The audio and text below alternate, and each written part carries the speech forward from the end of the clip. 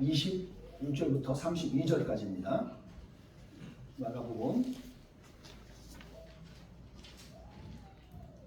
4장 26절부터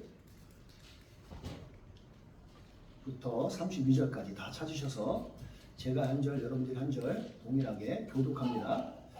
주님께서 우리에게 주신 말씀입니다. 찾으신 줄 믿고 읽겠습니다. 예수님께서 말씀하셨습니다. 하나님 나라는 밭에 씨를 뿌리는 농부와 같다.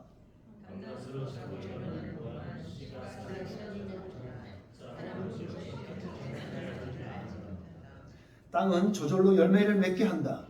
먼저 싹이 나고 다음에는 이삭이 나오고 마침내 나달이 여문다.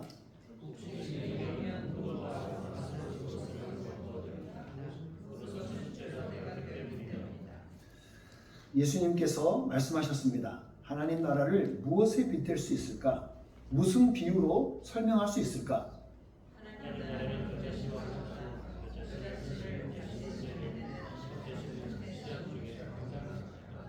그러나 함께요. 그러나 심기는 후에는 그 어떤 밭작물보다 더 크게 자란다. 커다란 가지를 내어 하늘의 새들이 그 그늘 아래 둥지를 틀 정도가 된다. 아멘. 오늘 이 말씀 가지고서 하나님 나라 카리스라는 제목으로 같이 나누겠습니다. 하나님 나라라는 건 여러분 알 수 있을 거고 카리스가 무슨 말인지 한번 생각해 보세요. 카리스. 카레라이스가 아니에요. 카리스. 여러분에게 한번 물어봅니다.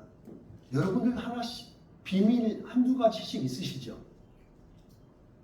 없는 것처럼 다들 연기하시는데 누구한테 들키면 안 될 비밀 같은 거 있으신가요? 마치 우리가 살면서 비밀들이 있는데 판도라의 상자처럼 확 열리면 다 오픈되어질 거. 그러니까 비밀이 사람들마다 있어요. 알리고 싶지 않은 거. 각자 판도라의 상자들이 있을 것 같은데 오늘 여러분 말씀 앞에서 하나님께서 주시는 비밀들이 여러분한테 판도라의 상자가 열리는 것처럼 열려지는 은혜가 있길 바랍니다. 여러분 질문해 볼게요. 등불이 있어요. 지금이야 뭐 시대가 바뀌어서 그 적절한 비유는 아니겠지만 우리가 그래도 상상을 해보면 알 수 있죠. 밝게 비출 수 있는 등불이 있는데 등불이 딱 켜놨습니다. 여러분 이 등불을 어디다가 두어야지 가장 효과적으로 우리가 활용할 수 있죠? 누가 그러더라고. 어린애 그랬더니 지붕 꼭대기에다가 올리면 되죠. 그러면 지붕 다 탑니다. 적당한 곳에 등잔 위에다 올려야 되는 거죠. 촛불도 대에다가 올려놔야지 밝게 비치는 거고 안전하죠. 여러분들 초를 손으로 들고 있어 본 적 있나요? 손등에 떨어지면 얼마나 뜨거운지 아세요 그거? 저는 뭐 해봐야 경험해봐야 깨닫는 사람이니까 웬만한 거 다 해봐서 그냥 진짜 뜨거워요. 그래도 버텨봤어요. 성냥이 얼마나 화력이 좋은지 아세요? 저는 그 성냥을 불로 붙여서 확 튀겨서 얼굴 다 태워봤습니다. 그 정도로 저는 이게 시범도 되게 튀철한데 오늘 마가복음 4장 21절 오늘 읽지 않았는데 여러분들이 자주 읽는 성경들 21절을 가서 눈으로 보시면 거기에 나와 있는 말씀이 있어요. 등불을 등잔 위에다 두어야 된다고 말하는 거예요. 그리고 말하는 게 그 빛을 우리가 감출 수 없다 그래요. 여러분 빛을 감출 수 있으세요? 빛은 우리가 덮을 수는 있어요. 뭔가 덮개로 덮어놓을 수는 있는데 그걸 우리가 없애버리거나 소멸할 수 없어요. 언제든지 빛은 나타나요. 빛이 들어가면 어둠은 사라지고요. 22절에 나와있는 여러분 눈으로 찾아가 보세요. 오늘 성경 말씀에 4장 22절을 가서 눈으로 보시면 숨긴 것은 나타나고 비밀은 드러나게 돼 있다는 거예요. 그러니까 여러분이 가지고 있는 비밀은 절대로 안전하지 않아요. 언젠간 드러나요. 비밀은 있을 수 없어요. 23절에서는 아주 우리에게 지난주에 말했던 것처럼 동일한 말씀을 하죠. 뭐라고요? 들을 게 있는 사람은 들으라는 거예요. 오늘 이거 잘 들어보세요. 이 말씀들이 왜 우리에게 주어지는지 들을 기회가 있으면 들어보세요. 저는 오늘 말씀을 통해서 중요한 비밀 한 가지 여러분에게 오픈할 거예요. 아니, 제 비밀이 아니고 말씀의 비밀이에요. 마치 이거 하나가 풀리면 성경의 모든 눈이 확 열리는 것 같은 그런 비밀이 하나 있어요. 힌트를 하나 드리면 그 비밀은 가진 사람은 더 가지고요. 없는 사람은 계속 없어요. 아니, 자기 그나마 있는 것마저 없어져요. 그러니까 그 비밀이 뭔지 중요한 거예요. 25절을 한번 보십시오. 오늘 본문 읽기 전 그 바로 전에 나와 있던 25절 말씀이 이렇게 나와요. 가진 사람은 더 받을 것이고 가지지 못한 사람은 가진 것마저 또 빼앗길 것이라는 거예요. 그나마 조그만 믿음이 있는데 그 믿음도 뺏겨요. 이 비밀을 모르면. 그게 뭐냐 이거죠. 오늘 말씀 안에서 그 비밀을 깨달아 아는 것이 여러분에게 축복이에요. 여러분 오늘 이 말씀이 그 비밀이 뭔지를 아는 게 여러분에게 은혜가 될 겁니다. 그 은혜, 우리 교회에도 은혜라는 이름을 가지신 분이 있어요. 장은혜 집사님. 그 은혜라는 말이 헬라어로 카리스예요. 참고로 알아두세요. 내 이름이 카리스라는 거. 아, 네? My name is 카리스 해도 돼요. 그래도 똑같이 통하는 말이에요. 제가 말씀드리고 싶은 핵심은 하나님 나라와 이 카리스는 아주 밀접한 관련이 있다는 거예요. 그게 오늘 그래서 설교 제목이에요. 하나님 나라, 카리스, 은혜. 이게 오늘 같이 나눌 중요한 주제입니다. 진리는 반드시 드러나게 되어 있어요. 진리는 반드시 알려지게 되어 있다고요. 진리는 숨을 수가 없어요. 사실이고 진리니까. 불변의 진리가 있어요. 여러분들 진짜 모든 종교가 통합해도 다 맞고 동일한 의견이 통할 수 있는 불변의 진리가 있는데 뭔지 아세요? 좀 유식하게 말하면 인과응보. 인과응보가 무슨 말이에요? 그거를 성경적인 단어로 말하면 뿌린 대로 거두는 거예요. 여러분이 과거에 했던 행동에 대해서 반드시 대응이 따라와요.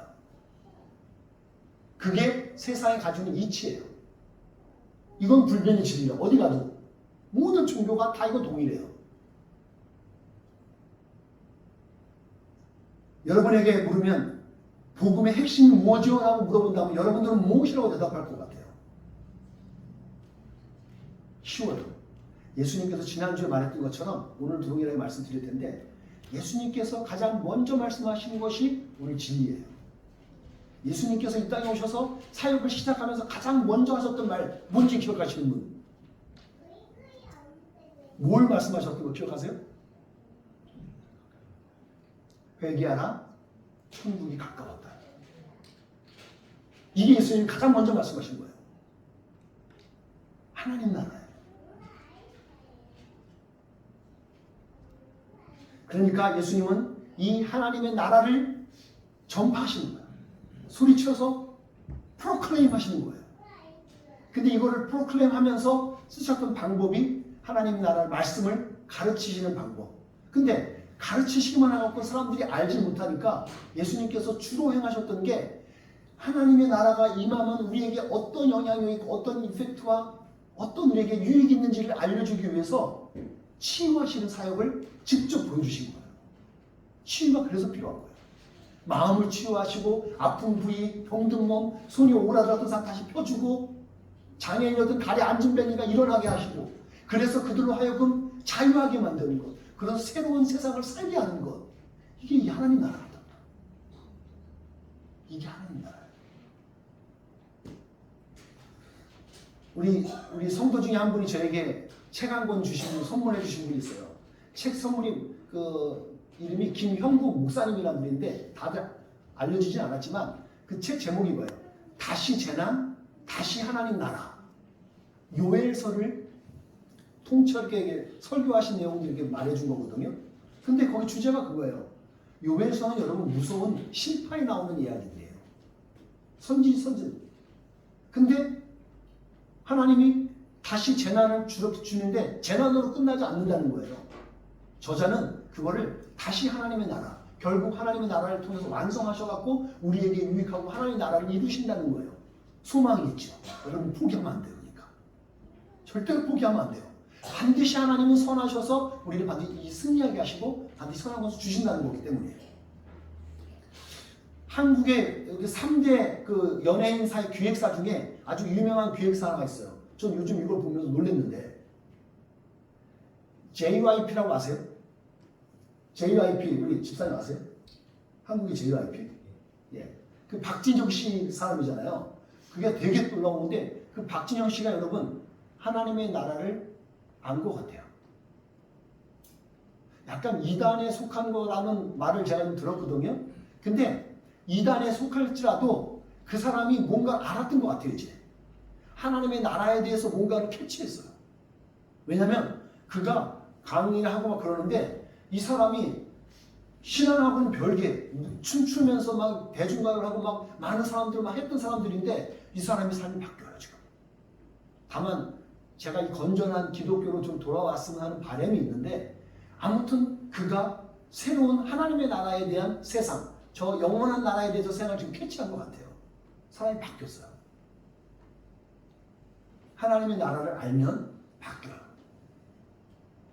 중요한 건 방향도 맞아야 되는데 그거 약간 아쉬운 거죠. 여러분 알고 있는 주기도문에서도 보시면 예수님께서 이런 기도를 하시는 가르쳐주는 기도가 이거예요. 하늘에 계신 우리 아버지 이름을 거룩히 여김을 받으시오며 그 다음에 뭐라요? 나라에 임하옵시며. 예수님은 중요하게 세 번째로 갖다 붙여놓은 게 하나님 나라가 임하는 거예요. 아주 중요한 거예요. 그러니까 예수님의 관심은 온통 어디에 가 있는 거예요 지금? 하나님의 나라에 있는 거예요. 제가 가깝게 지내기도 했고 그분이 가지고 있는 여러분 이름만 대면 다 아시는 목사님이에요. 그 목사님한테 제가 한국에 가서도 방문해서 식사하면서 나중에 책을 썼는데 책을 20권 넘어요. 근데 거의 20권 넘는 책을 제가 선물로 다 받아왔어요. 다 가져와서 다 읽었고요. 근데 그 중에 하나 지금 제목 나는 게 그분이 또 해줬던 게 그 교회에 대한 교회 개혁, 교회 개혁하다가 그분 진짜 죽을 뻔했었다고 고백하시더라고요. 그런데 고백을 그분이 성공하셨어요. 교회 개혁을 이루어갖고 교회가 큰 교회였는데 그 교회를 4등분으로 나눠서 다 나눴어. 그리고 당신의 교회를 딱 떠나시고 그리고 다 교회 부교육자들이 하나씩 맡겨서 교회가 지금도 건전하게 다 펼치고 있어요. 교회 개혁을 이뤘어요. 근데 그분이 쓴 책 중에 하나님의 나라에 대한 책이 있어요. 제가 그걸 다시 한번 봤거든요. 근데 그 책 중에 그런 내용들이 하나 나오더라고요. 목사님이 이제 신방 기간이 있으면 일주일에 신방 기간이 있잖아요. 근데 그날 그 주간에 특별히 갈 때마다 가는 집마다 식사 타임이 있는 집이에요. 가는 집마다 자기가 좋아하는 음식이 계속 따라 나오더래요. 한두 번은 그럴 수 있겠지만 계속 나오면 네 번째 집에 가서는 또 그 젓갈 그 맛있는 음식이 나온 거예요. 그래서 이제 물어봤답니다. 아니 이 음식을 어떻게 이렇게 준비하게 되었냐고 물어봤더니 이 사람이 아니 목사님은 무엇을 좋아하실지 몰라갖고 고민하다가 사모님한테 여쭤봤더니 사모님도 말씀을 안 해주시더라고. 그래서 지혜를 짠 게 첫 번째 집에 신방하셨을 때 그 집에다 전화를 했대요. 그래서 그 목사님이 뭘 좋아하시냐고 그랬더니 목사님이 젓가락을 많이 간 곳을 그게 좋아한 거잖아요. 젓가락 많이 간 곳이 뭐냐고 물어봤대요. 그랬더니 그 음식이 가더라. 그러니까 그 다음부터 다른 집을 전부 다 이제 알아갖고 다 그 음식이 나오는 거예요. 그러니까 이분이 이제 목사님이 그걸 막 먹으면서 이제 하나 깨달은 게 그거예요. 내가 이렇게 젓가락이 많이 가는 곳에 다른 사람도 관심을 갖네. 그러면서 그분이 생각했대요. 그러면 내가 많이 관심을 가지고 내가 중심 관점을 가지고 그곳에 성도들도 많이 관심을 갖겠구나 라고 생각했다는 거예요. 저는 이 말씀을 오늘 저는 어떻게 적용하는 거냐면 예수님의 젓가락이 많이 간 곳을 우리도 관심을 가져야 된다고 생각하는 거죠. 예수님의 젓가락이 많이 간 곳이 어디예요? 하나님 나라예요. 그러니까 오늘 사는 여러분과 저도 이 하나님의 나라에 대해서 관심을 가지셔야 돼요. 오늘 이것이 비밀이에요. 여러분 이 비밀을 아셔야 돼요. 이 하나님의 나라 비밀을 아시면 뭐 하나가 들려줘도 계속 알게 돼요. 더 쌓여요. 근데 이 하나님의 나라 개념이 없으면 아무리 설교를 갖다고 훌륭한 설교를 준비해도 여러분 못 알아들어요. 그 감동에 보면 취할 수는 있어요. 근데 쌓이진 않아요. 이 비밀이에요. 그럼 여러분 오늘 하나님의 나라가 무엇인지를 아는 게 중요해요. 하나님의 나라가 무엇이냐? 오늘 성경은 우리에게 두 패러그래프 중에서 말씀하시는 게 첫 번째가 이거였어요. 밭에 씨를 뿌리는 농부와 같다고 얘기한 거예요. 제 얘기가 아니죠. 성경이 그대로 얘기하는 거예요. 밭에 씨를 뿌리는 농부요. 여기서 주어는 누구예요? 서브젝이 누구예요? 농부예요. farmer. 파머가 중요한 거예요. 파머가 아주 중요한 거예요. 여기서. 여러분 이걸 왜 중요하냐면 이거 잘 보셔야 될 게 요 짧은 4개 구절 안에 예수님께서 우리에게 하나님 나라에 대한 스케치를 깔끔하게 해주셨어요. 여러분 이 스케치를 다 보시고 나면 나중에 성경을 볼 때 여러분 눈이 보여지는 역사가 있어요. 아 하나님의 나라가 이렇게 시작되고 이렇게 완성되고 끝나는구나. 완성되는구나 보여주는 거예요. 잘 보셔야 돼요. 그래서 그냥 지나갈 게 아니에요. 오늘 본문 앞구절에서 알 수 있었던 것은 뭐냐면 씨를 뿌리는 비유에서 씨는 말씀이라고 설명을 했고 그리고 그 씨를 뿌리는 사람은 누구예요? 농부요. 우리가 지금 말하면 하나님의 비유할 수 있는 거예요. 하나님께서 이 말씀을 뿌리시는 것, 예수님께서 말씀을 뿌리시는 것으로 비유해 볼 수 있어요. 그렇게 보시면 여러분 눈이 좀 열려져요. 여기서 말하는 핵심은 뭐냐면 하나님의 나라는 하나님의 섭리 가운데서 이루어진다는 거예요. 여기서 인간은 아무것도 하는 게 없어요. 인간이 하는 게 없어요. 여기서 자세히 보시면 하나님이 씨를 뿌리고 그 씨가 알아서 막 자라고 나서 막 먹고 열매 맺어요. 그거에 관해서 여러분은 아무것도 기여한 게 없어요.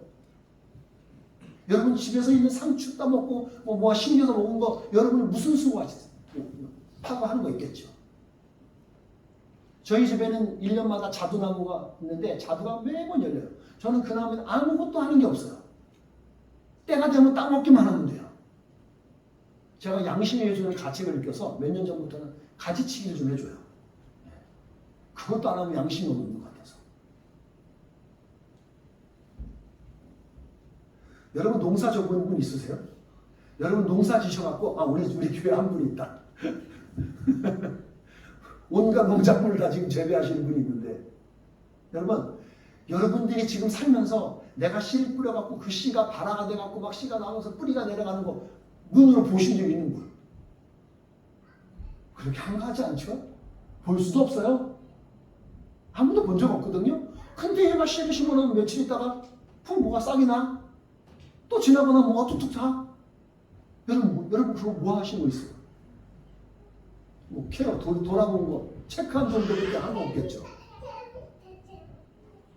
근데 밤낮 자고 일어나면 스스로 다 된단 말이죠. 놀라운 거예요. 땅의 관점에서 보면 땅은 별 한 게 없어요. 진짜 한 게 없어요. 싹이 나고 이삭이 나고 나달이 여물고 곡식이 익어요. 그 다음에 농부가 와서 뭐 한다 그래요? 추수를 한대요. 여러분 이게 무슨 일일 것 같아요? 하나님께서 때가 되면 우리에게 거두어드릴 때가 있다는 거예요. 다른 비유에서 여러분들 보시면 어떤 비유가 나와요? 때가 되면 알곡은 어디다? 창고에다 드리고 가라지는 어떻게 해요? 잘라서 태워서 버리는 거예요. 여러분 이게 뭐가 보이는 것 같아요? 마지막 날에 무슨 일이 벌어질 건지 보이지 않으세요? 낯은 무엇을 의미할 것 같아요? 하나님의 나라의 마지막에 심판 같아요. 그게 요한계시록에 나와요. 실제로 낯선 이렇게 뭐 되는 거예요. 걷어들이는 거예요. 마지막 날에 하나님 나라에 보여줄 심판이 있을 거라는 거예요. 심판이 있은 다음에는 알곡은 저 천국에 다 갖다가 모시고 가라지는 불태워서 없애는 거죠. 불하고 관련되는 게 어디예요? 시옷 같은 거 아니겠어요? 그런 날이 와요. 심판이 있다는 거예요. 그걸 우리가 지금 여기서 싹 보여주고 한 번에 아주 심플하게 다 보여주고 있는 거야. 하나님의 나라는 이런 것 같은 거야 라고 보여주는 거죠.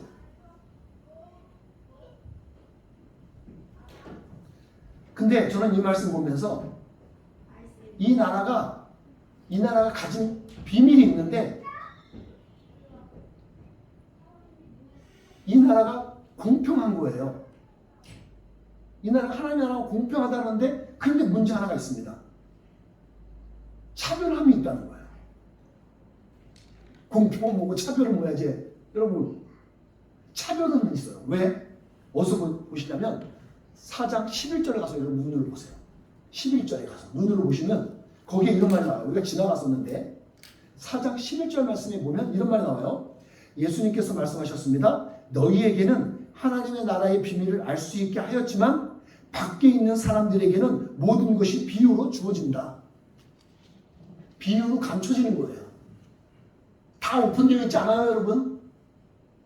여러분에게 알아지는 게 은혜야, 이것도. 차별은 있어요. 이거 갖고 우리 여러분들 또 이야기가 있겠지만 간단하게 위해서 우리 기독교 그 장로교 같은 경우에 교리는 예정론이라는 걸 따져요. 예정론. 이미 모든 것이 예정되어 있다는 거예요. 그러니까 구원받을 사람이 이미 정해졌다는 거예요. 저 이거 신학교 1학년 동안 이게 이해가 안 돼갖고 저는 진짜 다음 과정을 못 나갔어요. 아니 그러면 하나님은 공평한 게 아니잖아요. 공평하다며 근데 어떻게 이렇게 차별이 있어? 말이 안 되는 거잖아요. 말이 안 맞잖아요. 저 되게 많이 신뢰했어요. 그래서 그 칼빈의 기독교 강의 그 두꺼운 책들을 막 읽어서 공부 많이 했어요. 그래서 그러고도 안 풀리고 하다가 교수님 한 분하고 이제 알게 됐는데 교수님이 그러면서 저는 질문한 거죠. 교수님, 우리가 그렇게 이미 정해진 사람이 있으면 굳이 우리가 무슨 전도 왜 해요? 그러면 전도할 필요 없잖아요. 이미 믿을 사람 믿을 거고 안 믿을 사람 못 믿는 거잖아요. 그러면 왜 우리가 전도를 해요? 알아서 하실 텐데. 그랬더니 그때 교수님이 저에게 답을 했던 답이 이거예요. 우리는 그 예수님 믿는 사람이 누군지를 알지 못한다는 거예요. 이미 예정된 사람이 누군지를 알지 못하기 때문에 우리는 전도해야 된다는 거예요. 그래서 지금 어떤 사람은 예수님 이름만 갖다 붙이고 예수님 믿으세요라는 말만 하면은 그냥 믿기로 작정된 사람이 있을 텐데 그 사람이 누군지 몰라요, 우리가. 저 지금 튀르키예에 무수한 사람 중에 지금 가서 야, Jesus is not just 그러니까 선지자만 아니라 그분이 우리의 세이비어야 라고 말만 하면 준비돼갖고 믿을 사람이 있을 수 있다는 거예요. 근데 그걸 전해주는 사람이 없는 거예요. 그래서 우리가 전도해야 된다고 말씀해 주시는 거예요. 그 다음부터 저는 풀리더라고요. 이 말씀 보시면 여러분 아세요. 사도 바울도 이야기를 해요. 그 사람은 똑똑한 사람이에요. 엄청나게 공부했던 사람이에요. 말씀 같이 읽어볼게요. 시작. 세상이 자기의 지혜를 통해서는 하나님을 알지 못하게 하신 것이 하나님의 지혜입니다. 그래서 하나님께서는 우리가 전하는 어리석어 보이는 말씀 선포로 믿는 사람들을 구원하기를 기뻐하셨습니다. 하나님의 이 전도하는 게 미련한 방법 같지만 하나님께서는 이게 하나님의 지혜예요. 그래서 그 사람들을 구원하기 위해서 하셨다는 거예요. 우리가 확실하게 한 증거가 있는데 예수님을 영접한 사람과 아닌 사람은 분명한 차이가 나게 돼요. 영접을 했느냐 안 했느냐 차이가 되게 많이 나는 거예요. 영접해서 예수님이 있는 사람은 계속 받고 누리고 알 것이고 영접하지 않은 사람은 없기 때문에 있는 것마저도 없어요. 쌓일 수 없어요. 이게. 그런 걸 제가 말씀드리는 거예요. 하나님의 나라는 하나님께서 전적으로 주관하신다는 게 오늘 요 나오는 비유의 핵심이에요. 하나님 나라는 하나님이 전적으로 주관하세요. 여기서 땅 역할, 그리고 밭의 역할하고 있는 그 우리라고 말할 수 있겠죠. 우리는 그 하나님의 말씀이 떨어졌을 때 그 말씀을 받아 먹느냐 안 받아 먹느냐 그 차이밖에 없어. 땅이 그 씨를 받아 먹어야지 그 씨가 내리고 생명을 뽑고, 얼핏 보면 우리가 말씀을 먹은 것 같잖아요. 한 번에 먹은 것 같잖아요. 근데 먹은 다음부터는 주님께서 전적으로 주관해 버리십니다. 열매 맺는 것도 다 하셔요. 알아서 다 하시는 거예요. 마치 녹화해갖고 누구세요? 들어오세요만 했는데 그 다음부터 먹고 마시고 다 하시는 그 예수님처럼 하나님이 그렇게 하신다는 거예요. 이것을 알고 있는 보편적인 진리가 바로 뿌린 대로 거두는 거예요. 여러분, 이건 우리가 불변의 진리인 거죠. 저는 이제 두 번째 이 비유를 갖고 이제 결론을 내리려고 하는데, 두 번째는 하나님의 나라가 뭐냐면 겨자씨와 같다는 거예요. 여러분 이거 잘 보셔야 돼요. 이 하나님의 나라의 비유가 요것만 두 개만 있는 게 아니에요. 여러분 나중에 이제 마태, 마가, 누가복음에 보면 하나님의 나라는 어쩌거나 계속 비유가 나와요. 이걸 여러분들이 하나씩 보는데 이걸 나중에 입체적으로 다 보시면 나중에 다 보여요. 이제 마치 지금은 선 하나 본 것 같고 지금은 뭐 하나 벽면 하나 보는 것 같은데, 이 모든 걸 짜집기해서 다 퍼즐을 맞춰버리면 하나님의 나라가 보여져요. 이제 하나님의 나라 이런 거구나. 여러분 하나님의 나라 비유 중에 유명한 비유 하나 있죠. 하나님의 나라는 이스트, 뭐죠 그거? 누룩. 하나님 나라는 누룩과 같다 그래요. 여러분 밀가루에다가 누룩을 집어넣잖아요. 그럼 얘가 커져요. 점점. 하나님 나라가 그런 것 같은 거예요. 조그만 것 같은데 커져요. 그 중에 하나가 겨자씨예요. 예수님께서 하나님의 나라에 대해서 우리에게 대단히 알려주고 싶었던 것 같아요. 우리 본문에 보면 예수님께서 30절에 그래요. 하나님의 나라를 무엇에 빗댈 수 있을까? 하나님의 나라를 어떻게 비유할 수 있을까? 예수님이 고민하고 생각을 많이 하셨던 흔적이 여기서 나와요. 얼마나 많이 생각하셨겠어요? 그렇게 생각하셔서 말씀해 주시고 해준 비유가 오늘 겨자씨 비유예요. 겨자씨. 야! 딱! 소리 내면서 하나님의 나라는 겨자씨와 같아 라고 얘기하는 거예요. 여러분 판도라의 상자를 딱 기대하면서 열었어요. 판도라 상자를 여기 뭐가 있을까? 보물이 있겠지. 팍 열었는데 아무것도 없어요. 자세히 봤더니 먼지보다 좀 큰 씨 하나 딱 있는 거예요. 그 하나 달랑 거기에 있는 거예요. 이게 뭐야? 마치 그거지. 우리가 생각하면 은닉성, 하나님의 나라가 숨겨진 것 같은 거예요. 그거 딱 봤는데 조그만 아주 작은 씨 같은 게 하나 뚝 떨어져서 그거 하나 달랑 있어요. 근데 그거에 비밀이 놀라웠게 있다는 거죠. 지금이야 우리가 이 겨자씨보다 더 작은 씨도 많이 충분히 주위에 있어요. 그런데 우리가 이 상황을 좀 보셔야 돼요. 팔레스타인이라는 지역, 저 이스라엘이라는 땅, 그 땅에서 씨가 생겼을 때 지금 딸기 씨 같은 게 거기 있어. 딸기가 자랐을까 과연요? 여러분 전 모르겠는데 이스라엘 그 당시에 2000년 전에 이스라엘 땅에 딸기가 자랐을까요? 저는 못 살았을 것 같아요. 기후가 안 맞잖아요. 그러니까 지금 우리가 생각하는 온갖 열매들이 다 있지 않았을 거란 말이죠. 근데 그 당시에 그들이 살고 있는 문화에서 밭작물 중에서는 가장 작은 게 겨자씨였다는 거예요. 그럼 겨자씨를 얘기해 주는 거죠. 아주 작은데 그것이 자라고 나면 엄청나게 큰다는 거예요. 자, 보여드릴게요. 겨자씨가 요만한 거예요. 요만한 건데 얘가 자라잖아요. 자라서 막 자라면 밭작물인데도 불구하고 이렇게까지 자란대요. 사람 크기 보시죠. 저렇게까지 막 자란대요. 놀랍잖아요. 하나님 나라는 이거 같다는 거예요. 작은 것 같은데 자라면 나중에 이렇게 커져. 이렇게 비유하면 돼요. 여러분에게 오늘 아주 작은 믿음인 것 같지만 그 믿음이 우리 안에 들어오잖아요. 그 믿음이 작은 것 같지만 그 안에 진짜 믿음, 생명력이 있고 진실함이 있는 거면 그 믿음이 커진다는 거예요. 하나님의 나라가 그렇게 우리에게 임한다는 거예요. 하나님의 나라가 작은 것 같고 잘 모르는 것 같지만 말씀이 임해서 믿기만 한 건데, 받아들이기가 영접한 건데, 나는 먹기만 한 건데 들어와서는 그 말씀이 이렇게 큰다는 거예요. 어느 정도로요? 저 나무에 새가 와서 둥지를 틀 정도로 그런대요. 둥지 틀만 하죠, 저기요. 독수리 숨겨서 밑에 들어가서 둥지 틀면 못 봐요.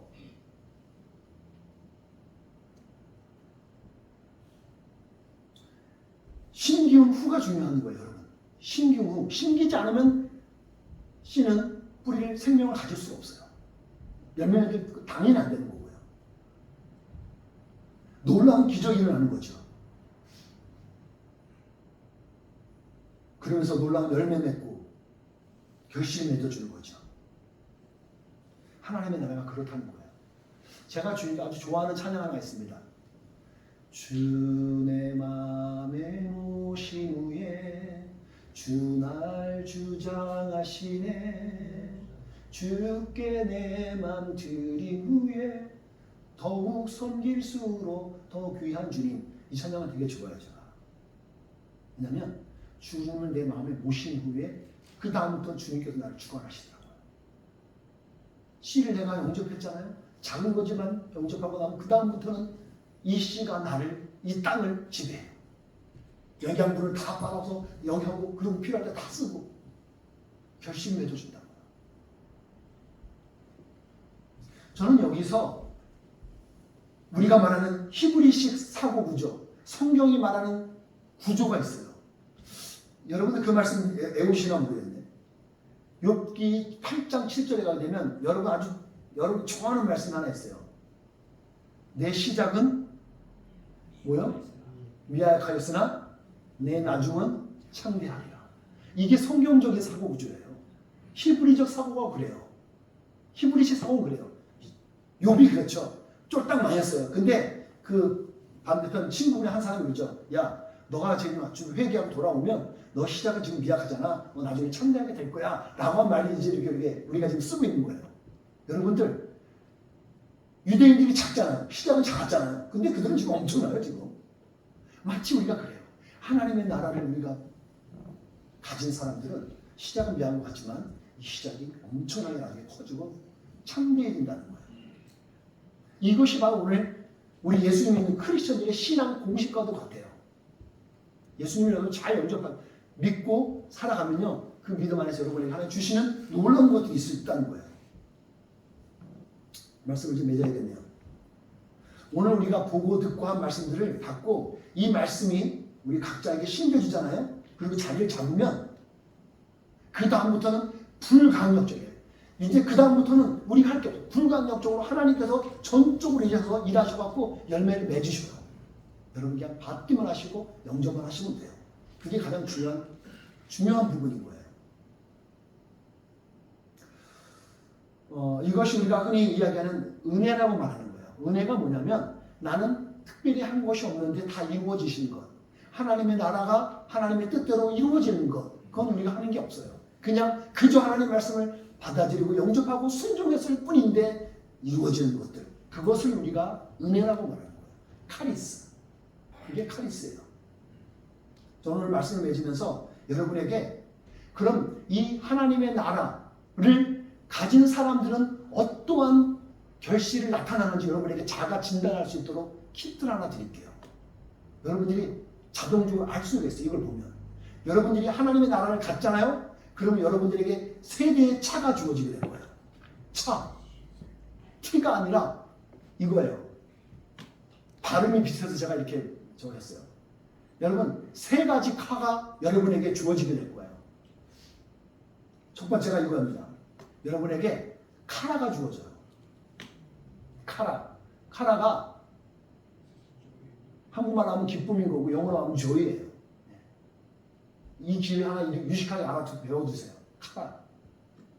주님을 믿는 믿음 안에서 이 기쁨이 생겨요. 그래서 사도 바울은 데살로니가전서 5장 16절에 항상 기뻐하라고 하는 거예요.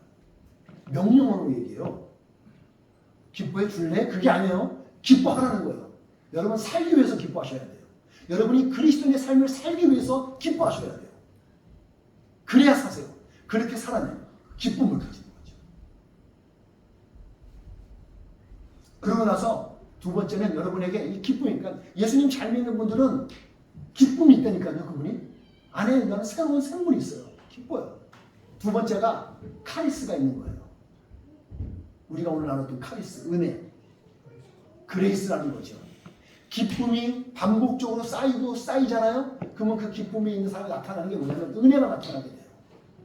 그러면 저 사람은 참 은혜가 충만한 사람이네. 그리고 그 사람이 은혜의 삶을 살아가게 되는 거예요.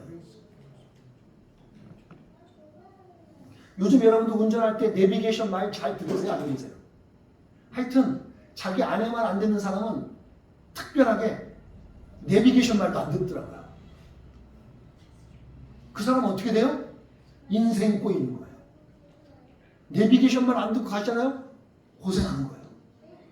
아니 내비게이션 말을 들으면 예수님의 말씀하신 예수님이 많이 정가라 갔던 그것을 우리도 관심 갖고 예수님 하셨던 거 따라가면 되잖아요. 근데 이걸 안 하네. 그런 사람들의 공통점이 기쁨도 없을 뿐더러 은혜가 없어요. 맨날 지적질하면서 막 불평불만하고 막 그렇게 살아가게 되는 거죠.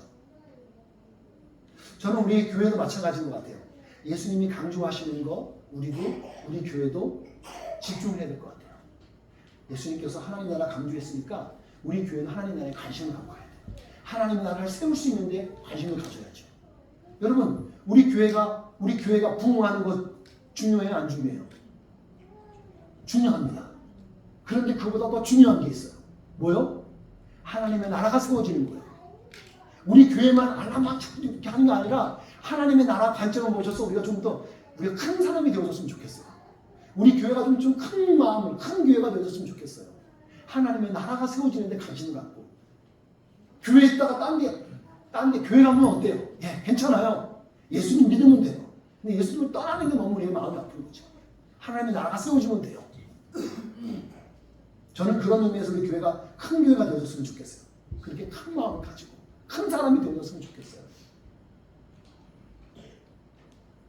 그 다음에 세 번째로 여러분에게 나타나는 현상이 이게 갖춰지게 돼요. 많이 들어봤죠? 야, 그 사람 카리스마 짱이던데 그때 있을 때 이 카리스마예요. 다 카자로 시작하죠? 왠지 아세요? 어근이 같아요. 카로 어근이 같은 말이에요. 그러니까 카라가 있는 사람에게 카리스가 나타나고 카리스 있는 사람에게 카리스마가 나타나게 되는 거예요. 카리스마는 영어로 말하면 기프트란 말이에요. 은사.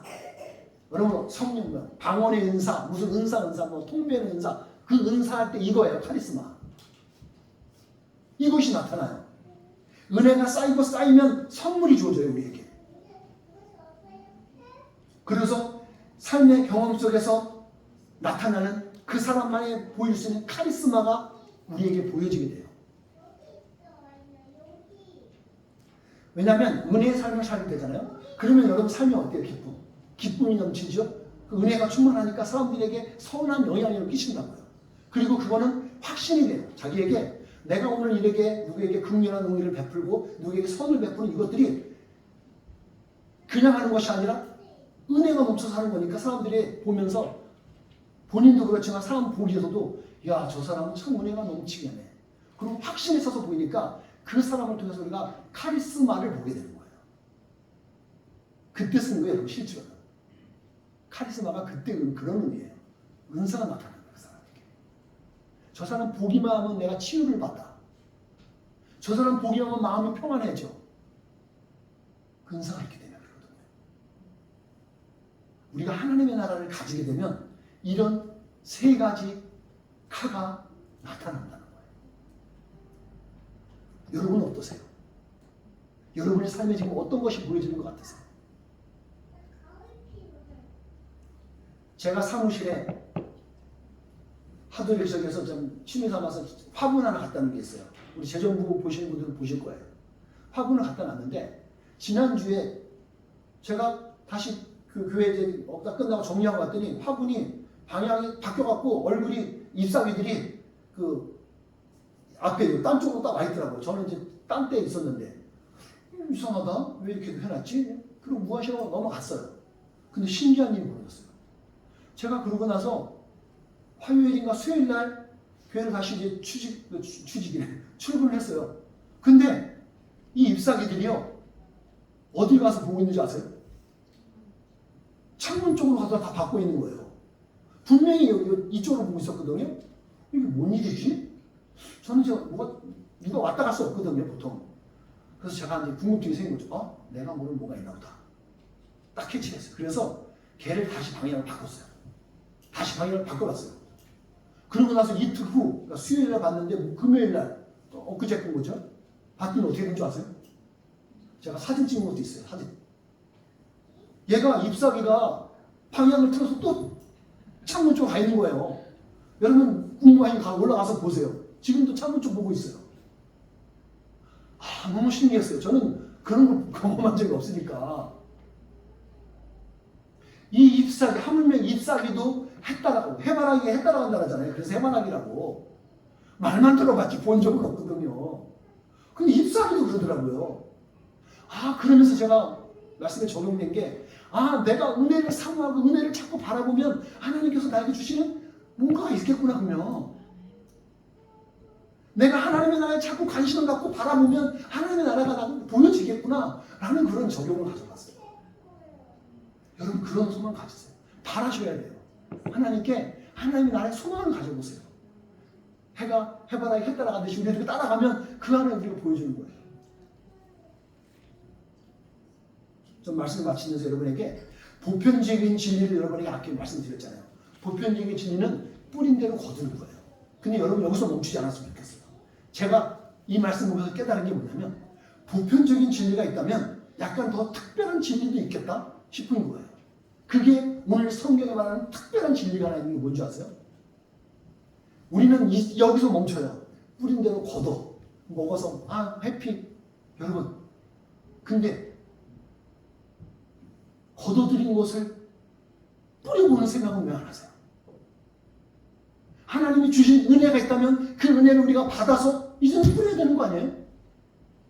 우리는 받기만 하고 먹기만 하고 감사를 할 줄 아는데 그 감사를 먹고 나는 것을 우리에게 흩어뜨리는 건 못한다는 거죠. 전 이게 특별한 진리 같아요. 오늘 성숙한 성장한 그리스도인들의 모습이 여기 있지 않을까요? 하나님의 받았던 은혜를 걷어들인 것을 이제는 뿌려드릴 수 있는 것, 흩어질 수 있고 나눌 수 있는 것. 저는 그랬으면 좋겠어요. 저는 여러분들이 오늘 한 주간 살아가시면서 이 말씀을 적용하시면서 이렇게 살아갔으면 좋겠어요. 여러분들에게 저는 절대 봉이 되거나 바보가 되라고 말하는 건 아니에요. 여러분 누구에게 쉽게 사기당하라고 의미하는 게 아니에요. 그런 거 그렇게 누구에게 봉이 되지 마시고 여러분 이렇게 해보세요. 한 주간 동안 나눠주세요. 나눠주세요. 여러분이 가진 것 중에서 나눠주세요. 그리고 드리는 훈련을 해보세요. 우리는 받는 훈련은 잘해요. 너무 기쁘니까. 근데 드리는 건 잘 못해요. 근데 여러분 이것도 훈련하셔야 돼요. 하나님께 드리는 것에 대해서 훈련해보세요. 그러면 여러분 주시는 은혜가 있어요. 여러분 그리고 한 주간 동안 손해보는 법도 배우세요. 손해보는 법도 있어요. 우리 그리스도인들은 그 은혜가 있어요. 나눠줄 수 있는 거예요. 손해도 봐줄 수 있어요. 알면서 봐줄 수 있어요. 저는 여러분에게 꼭 부탁드려요. 선한이의 교회 교인인데 어디 가서 깎이는 소리 듣지 마세요.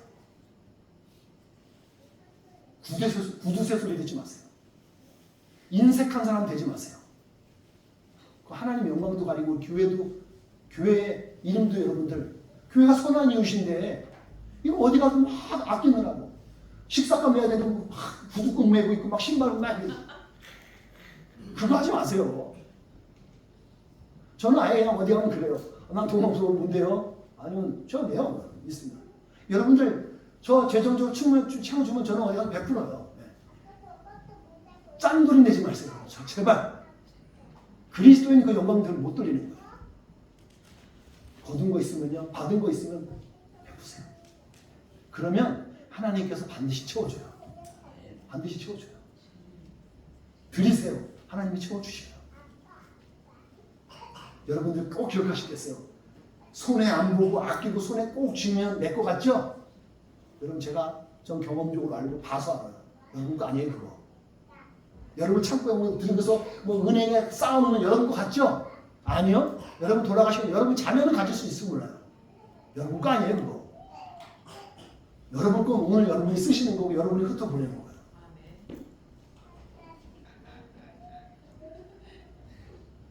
하나님의 전적인 은혜 안에서 여러분 살아가시는 축복 있기 바랍니다.